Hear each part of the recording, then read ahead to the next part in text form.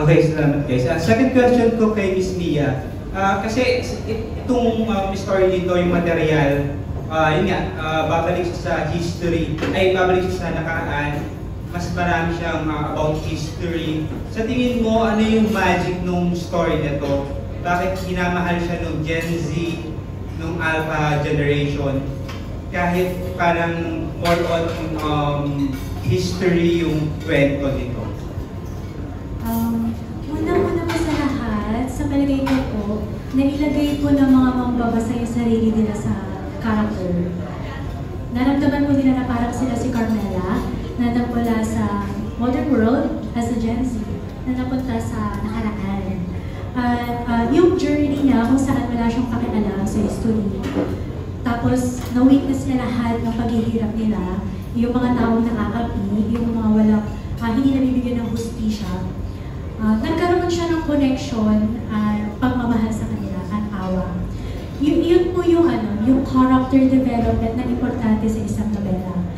Kailangan meron siyang natutunan, kailangan meron siyang babahuling aral na habang buhay niya pong dadalhin at pasasalamatan. At yung journey po ng I Love You Since 1892, nararamdaman ko po tumatak talaga sa puso ng mga mababasa. Dahil sinamahan po nila si Carmela sa kwento. Naranasan po nilang umiyak, masaktan, magmahal at mabigo. At iyon po yung isa sa pinakamagandang bagay na pinagpapasalamat ko dahil nagkaroon po kami ng connection mula sa isang novela.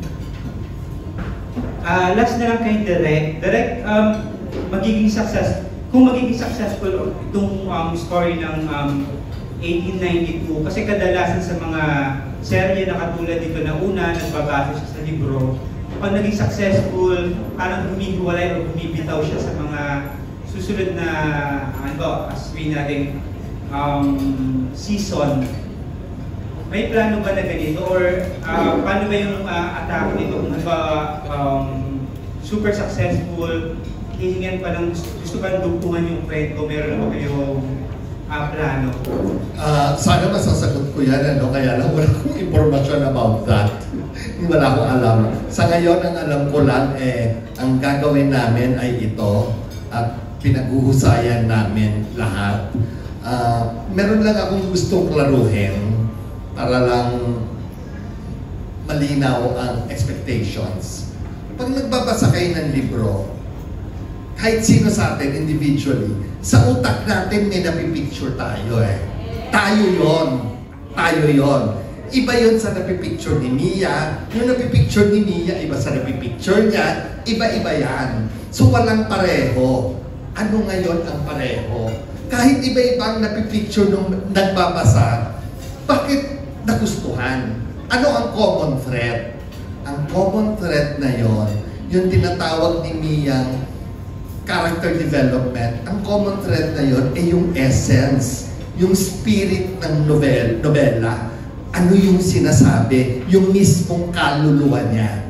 So gusto kong sabihin sa inyong lahat, ang binibitbit namin ay yung kaluluwa. Yung kaluluwang yon ang palalawigin namin visually. Kasi nobody can ever compare to an individual's imagination. Kanya yun and that is strictly personal at kanya lang yon at walang makakatalo nun.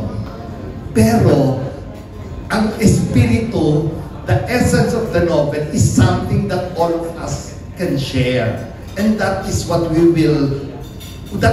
have been working on. That is what Binibining Mia worked on, at yun yung palalawigin namin. Sinisiguro namin sa inyo yung espiritu nun, yun ang mararamdaman nyo. Yung dahilan kung bakit ninyo niyakap ang nobela, ang magiging parehong dahilan kung bakit nyo yayakapin ang screen adaptation ng I Love You Since 1892.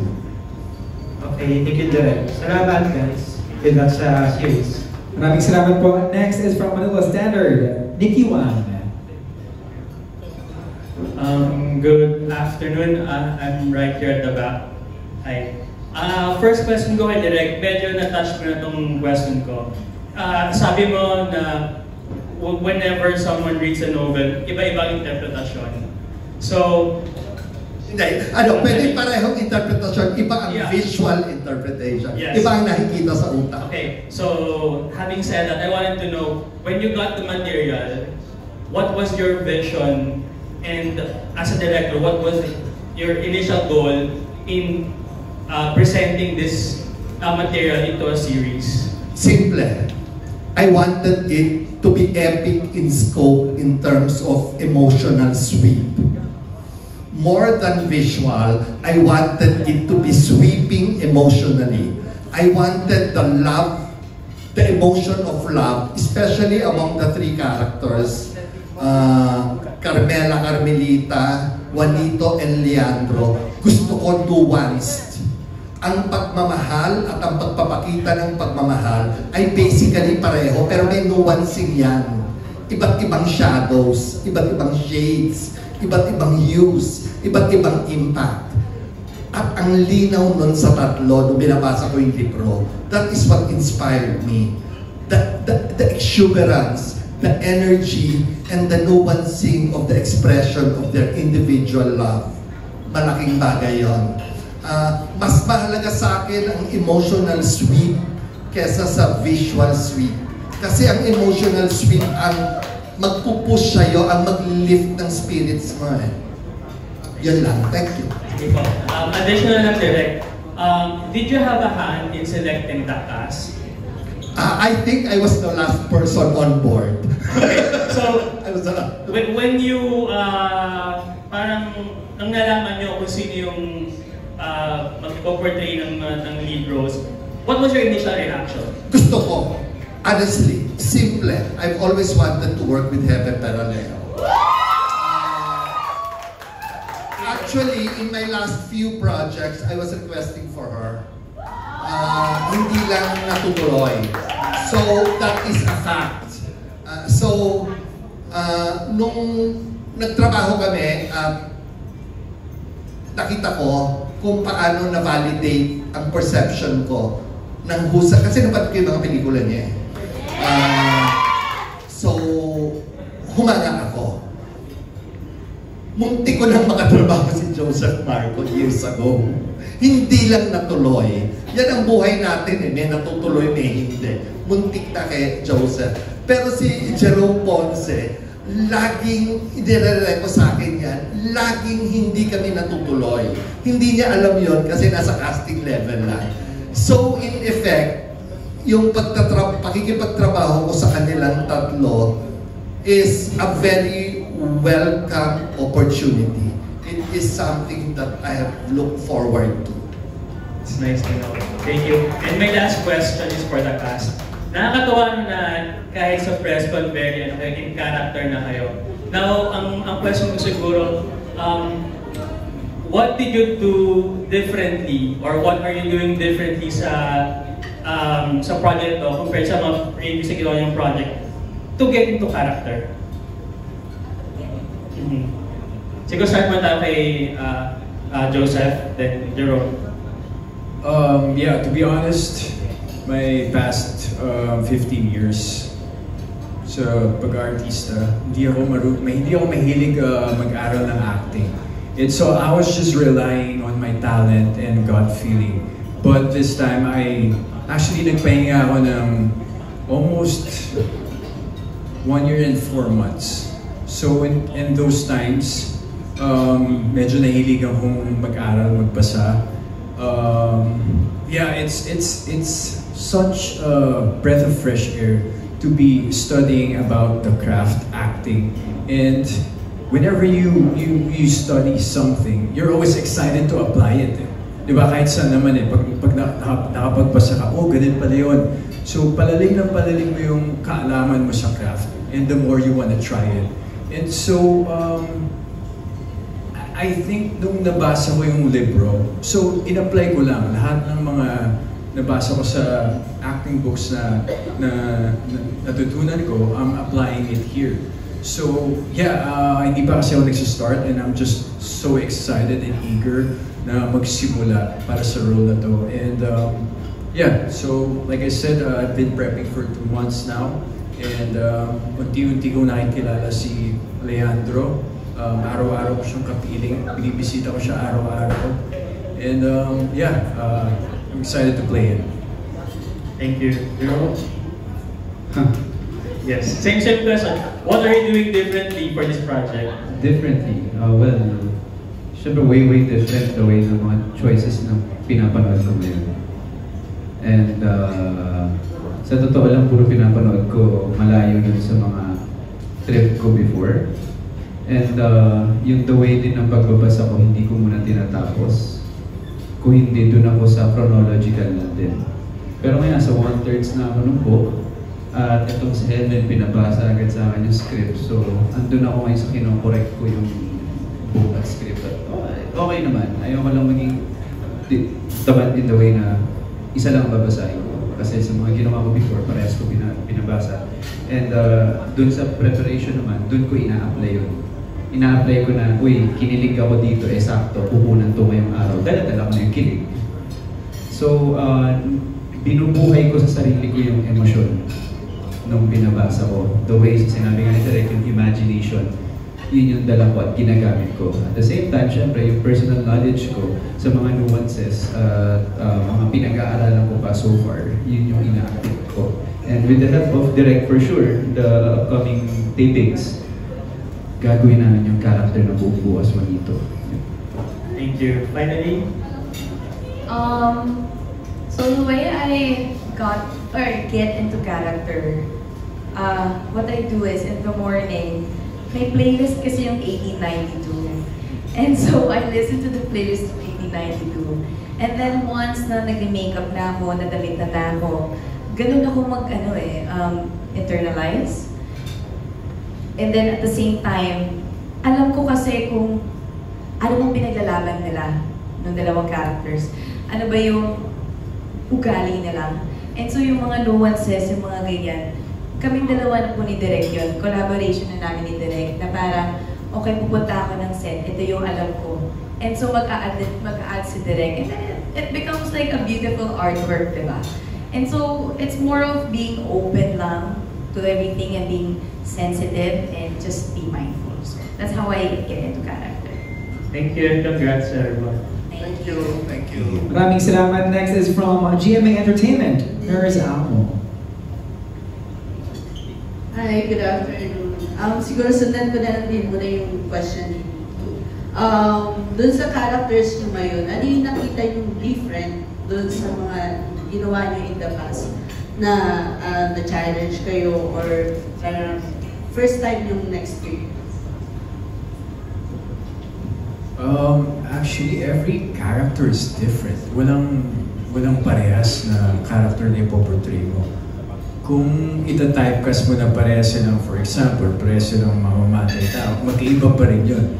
The more you get to know your character, the more makikilala mo sila. And it's always, that's the good thing about acting. It's always different. Every character that you portray, palaging meron kang nadidiscover, and at the same time, you get to learn from them as a person. Sometimes, kapag miserable yung buhay ng taong pinoportray mo, you get to be grateful in life na parang grabe, sobrang sama ng buhay niya. And whenever you realize your life, I'm thankful that ito yung nangyayari sa akin. So, there's so much learning, and every character is so rich, especially if you really get to know them in a like deeper level. So yeah, ibang-iba. I've never, parang wala pang ganong kalapit sa character na pinurtray ko with Leon. Or siguro may mga malapit in a way na period, but completely different. Sound different kasi sabi ko nga, sinishare ko sa mga tao na sa paligid ko na ito yung klase ng project na inaabang ko din, very period yung time.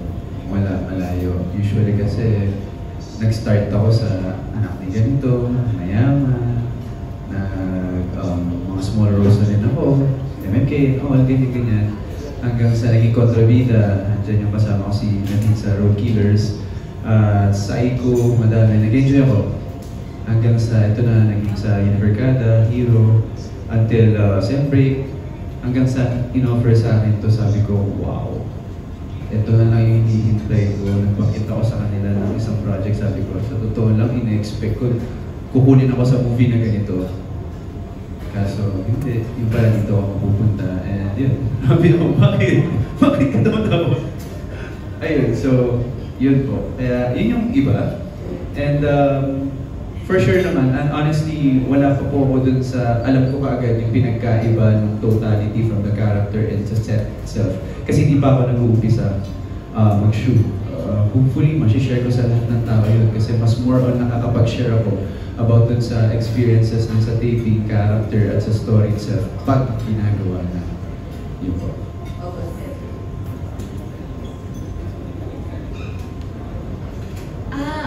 Of course, yung nga po, first time ko magkaroon ng 2 characters. So very challenging. And at the same time, na-challenge din ako kasi makaalihan din na po yung director ko. So, challenging po siya na Oo nga pala. kailangan A-game ako everyday. A-game? Nasa A-game talaga yung every scene. Kasi nakikita ko yung pagmamahal ni Direk sa proyekto na to. At the same time, mahal ko yung proyekto. Pero seeing the people, the production, especially yung Direk, and then kasama ko pa tong dalawa na to. So very challenging for me. And so, ayun po, enjoying lang ako sa journey. And lastly, as you get to know your characters, no, ano yung trait nila na you find interesting? Interesting sa trait.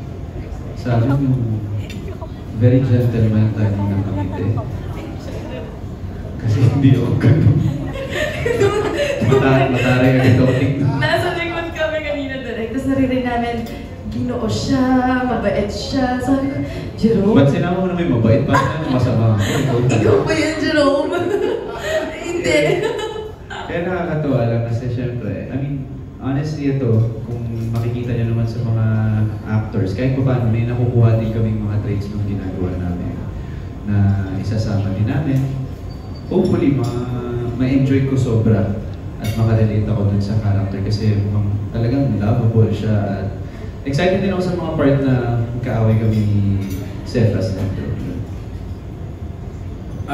For me, the most interesting part, kahit na grabe yung honor ni Leandro, yung pagiging matipano niya, yung pagmamahal niya sa pamilya niya, yung pagprotekta niya sa pangalan nila, yung sa pagmamahal niya kay Carmelita.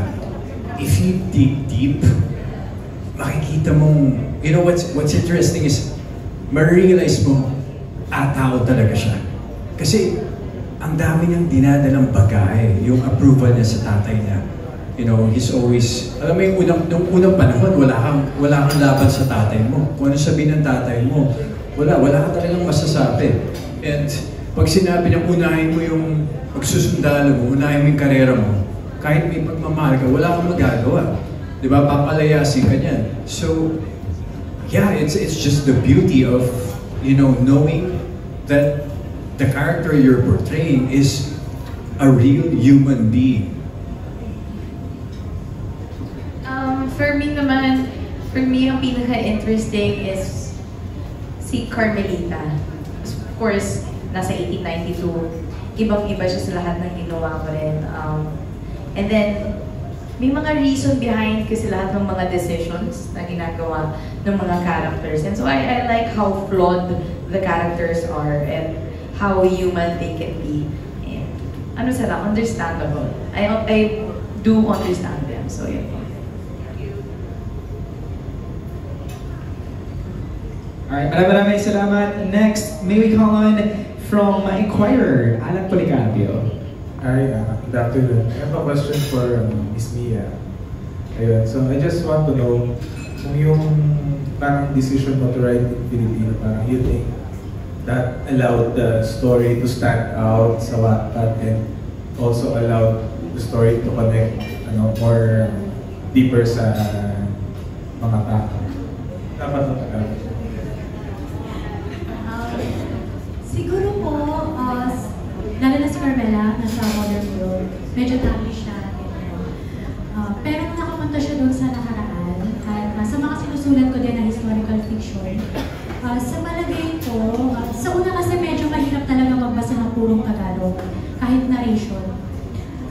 Pero kapag nakasanayan mo siya, kapag nagustuhan mo siya, minahan mo siya, tulad din ng mga mababasa. Kasi kahit po ako challenging din siya for me. Kumbaga, iisipin mo pa kung yung salitang ito ba is nasasabi na ba ito nung ako napanood. Sa tingin ko po, isa siya sa yung pagkalalim at paggamit ng wikang Filipino sa kwento. It's a pride, and isa po yung sa pinagmamalaki ko na naibabahagi ko po yun sa mga mambabasa na bigla po pag sa mga buksahin na nag-uusap kami ng mga readers, purong Tagalog kami, tapos pag pupunta po kami sa Intramuros, dawil kami mag-usap, purong Tagalog. Parang kahit papaano po na isa sa buhay at nababalikan po yung sarili natin. Pero yung love mo for history, talagang matagal na yung interest mo na yun? O parang recent, ano mo ba yun na gusto mo pursue? Yes po. Bali po kasi ang mother ko po ay paraling pa po ng teacher. So, bata pa lang po ako, marami na po siya kinukwento sa akin tungkol sa kasaysayan. And nung first time nung nakilala si Heaven, si Jerome, si Joseph, ano sa tingin mo yung mga qualities nila na tingin mo they embody dun sa mga characters na gagawin ka na nila? Una po ay naramdaman ko po yung love nila for reading. Like, as an author, natuwa po ako kasi nag-effort po silang basahin yung napakahabang nobela. At nung una po silang na-meet noong loop test, nagkaroon po kami ng mga conversation, mga tanong nila, kung ano nangyari, bakit gano'n, ano yung inspirasyon mo. Doon ko po naramdaman yung mahal nila yung story, and binasa po nila, pinatsagaan po nilang basahin. And sa nakikita ko po, kausap pa rin po si Heaven, sabi ko sa kanya, be natural lang, like enjoy, lalo na yung character ni Carmela. And then kay Jerome din po, nagulat din po ako kasi magaling din po siya magtagalog. Tinanong ko po kasi kaya mo ba puro Tagalog eh. At kay kay Joseph naman po, yun pong yung eagerness po niya na makilala at kumbaga maging liado na maisabuhay niya po yung character niya. And last na lang, pangarap mo rin ba talaga na maging parang published author or maging adaptation ng mga sinusulat mo? And how do you feel nung binigyan ka ng opportunity na dream come true ba siya para sa iyo? Gaya po nung nabanggit ko kanina, kung babalik po ako sa nakaraan, nagsulat po ako sa Wattpad para sa sarili ko talaga. Sobrang pinagpapasalamat ko po itong blessing, lalo na nung na-publish siya at nagkaroon ng series adaptation. And yes, pangarap ko po yun. Lahat naman po ng mga manunulat, kahit mga magbabasa, pangarap kong mailathala at makita sa screen, sa pelikula, kanilang mga nabasa, kanilang yung mga eksena, mga linya, at mga karakter na minahal ko nila.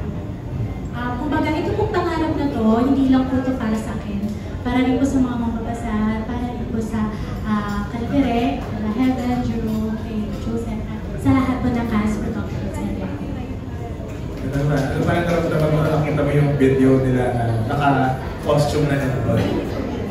First time hindi ko namin makita, grabe. Kumbaga, very very nakaka-goosebumps sa galing, sa husay. At pati yung lapat ng musika at yung emosyon. Ako po, nahilig po akong manood talaga ng mga pelikula na kaya po magampanan yung emosyon gamit yung mata. Yung kahit wala pong sabihin yung character, kaya pong mangusap ng mga mata. At nakita ko pa sa mga tingin nila na kumbaga sumanib sa kanila sina Carmela, Juanito, at Leanne. Thank you. Maraming salamat. Now, let's call on from Abante, Ana Pingon. Hi. To everybody. Ano lang, kung totoo yung time travel, gusto nyo ba talagang masubukan o hindi? Yun lang. Bago sila sumagot, excuse me lang, magsi-CR lang ako sa mga. No worries. Time out, time out. Ako personally, dahil nung nabasa ko yung libro, sabi ko, shocks, ang hirap pala talaga ng mga pinagdaanan ng mga Pilipino noon. And I'm so grateful na pinaglaban nila yung Pilipinas, diba? Pero kahit gustuhin ko man, parang masaya na ako sa buhay ko ngayon. Huwag na, okay na. Naramdaman ko na dun sa libro na mahirap ang mga pinagdaanan nila. Siguro, feeling ko part din ako na magre-revolution din ako ng mga panahon na yun. So, yun po. Sa akin, subok. Basta subok lang. Huwag lang ma-stop doon. Babalik. Okay. Kasi, darating yung time, marami tayong katanungan na hindi masasagot ng science, ng faith, or whatsoever. Kung hindi, yung mga panahon, alam mo yun, natabunan na lang ng pagbabago ng kwento. Siyempre lahat yan, nag-iiba ng kwento. Yun. So, yun. Well, like what I said earlier, I think I've learned to really appreciate life, you know, the good and the bad.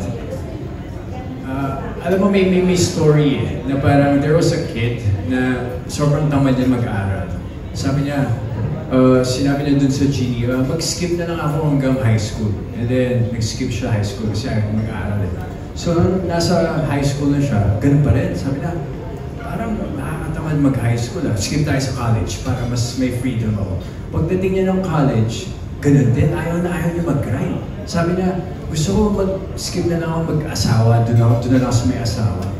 And then, nung na-reach na yung asawa, sabi niya, well, wala pa kaming anak. Gusto ko magkaroon ng anak. So, ini-skip na naman niya. Hanggang sa pagtanda niya, doon nag-sink in sa kanya na parang hindi siya naging present sa buhay niya. But looking back, those are the days, yung mga nakaraan, those are the most memorable days of our lives. So I think I've learned to really be present and just enjoy the journey. You know, may kasabihan nga na a man who loves the walk will travel more than the man who loves the journey. So yeah. Thank you very much, Miss Universe. Thank you. Alright, maraming salamat po. Last but not the least, may come on a TikTok content creator, Trixie Dalos.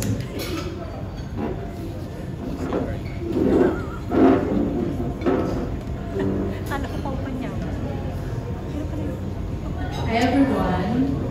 So congratulations. I'm so excited to watch the series. So simple lang naman yung question. Yeah, so how has the novel changed? So this is for all, right? How has the novel changed?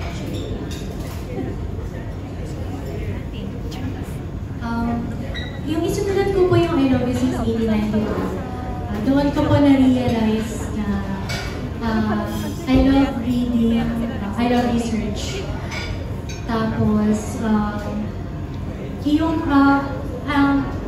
a mental health professional po kasi. So, bawat character, meron silang pinagdadaanan. May dahilan bakit ganun yung decision mo. So, gusto kong ipalabas, gusto kong ipakita doon sa nobela na hindi natin dapat husgahan yung tao base lang sa kanya yung nalaman natin. Kailangan natin tingnan kung ano ba yung mga nangyari noong nakaraan. Bakit gano'n siya? Bakit gano'n yung reaction niya? Bakit gano'n siya magsalita? At yung journey ko na pagsusulat ko, I think it changed me a lot kasi mas minahal ko pa ang psychology. Mas minahal ko pa ang writing. At pinagbangga ko po ang nobela at ang pag-intindi sa kung paano ko kumilos, mag-isip ang isang tao.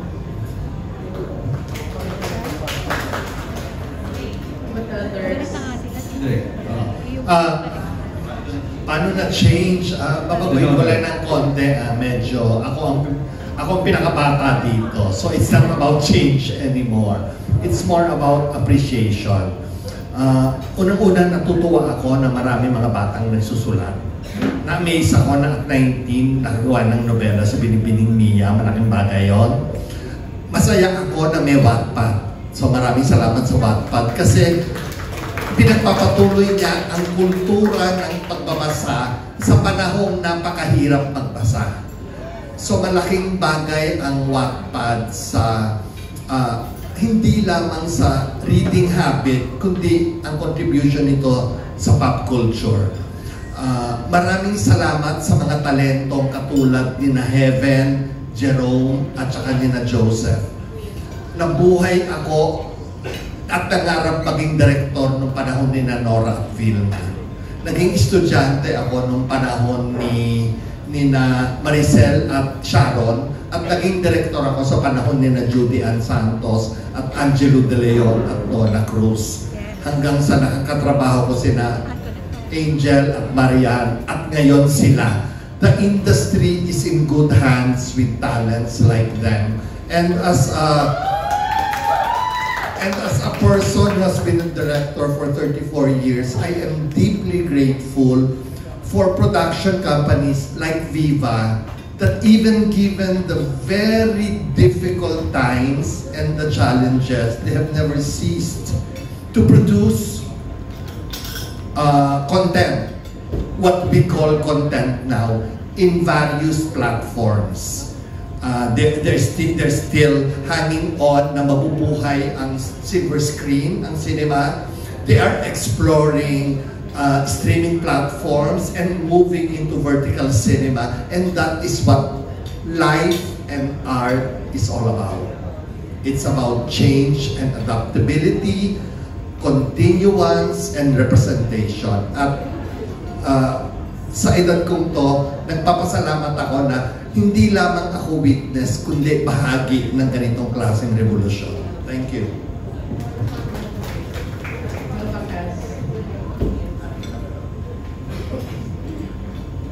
Sa akin, change, honestly, hindi hairstyle ko. Hindi ko pa kasi nakakapag-shoot itself, but for sure, it's a huge change din, lalo na sa first career ko. Pangalawa is sa tingin sa akin ng tao dahil magiging part na siya na tinahak ko, at yung character itself tingin na din sa akin ng mga supporters, viewers.